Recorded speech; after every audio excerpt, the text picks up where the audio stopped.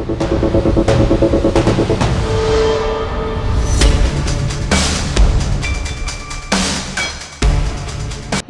পানিতে ইরাবতী ডলফিন আর মিষ্টি পানিতে গাঙ্গেয় ডলফিনের আবাস।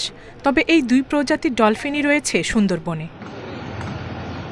বিলুপ্তপ্রায় এসব ডলফিন রক্ষায় সংরক্ষিত এলাকায় মাছ ধরা বন্ধে জেলে ও বনজীবীদের বিকল্প কর্মসংস্থানে সরকারকে প্রায় ১৬ কোটি টাকা দেয় ইউএনডিপি।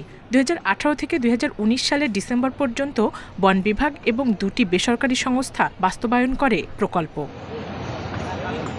অভিযোগ উঠেছে, বরাদ্দের বড় অংশই বনজীবী ও জেলেদের দেয়া হয়নি। বন বিভাগ ও এনজিওর কর্মকর্তাদের যোগসাজশে আত্মসাৎ করা হয় টাকা।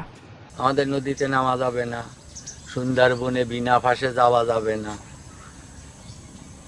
তাহলে আমরা চলবো কি করে? ডলফিনের তরফ থেকে আমার একটা ভ্যান দিয়েছিল, ভালো না সে ভ্যানটা, আমি সেই ভ্যানটা বিক্রি করে আমি একটা ট্রলার কিনছি, একটা জাল কিনছি। জেলে বাউলিদের যে তালিকা প্রস্তুত করা হয় সেই তালিকার ক্ষেত্রে এখানে স্থানীয় যে মানুষের সঙ্গে এই কোটের এক কর্মীর সঙ্গে খুবই ভালো সম্পর্ক ছিল।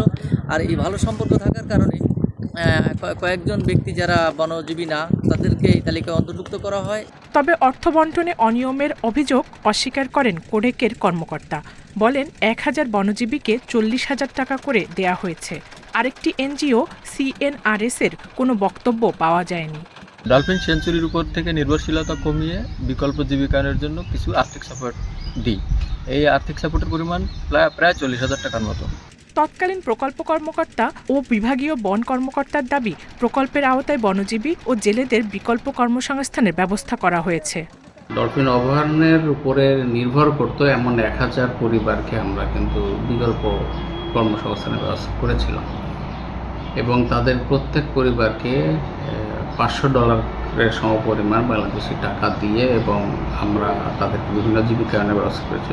সুন্দরবনের জীববৈচিত্র্য রক্ষায় অনিয়ম ঠেকাতে তদন্ত ও দায়ীদের বিরুদ্ধে ব্যবস্থা নেয়ার দাবি পরিবেশবাদীদের। Independent news.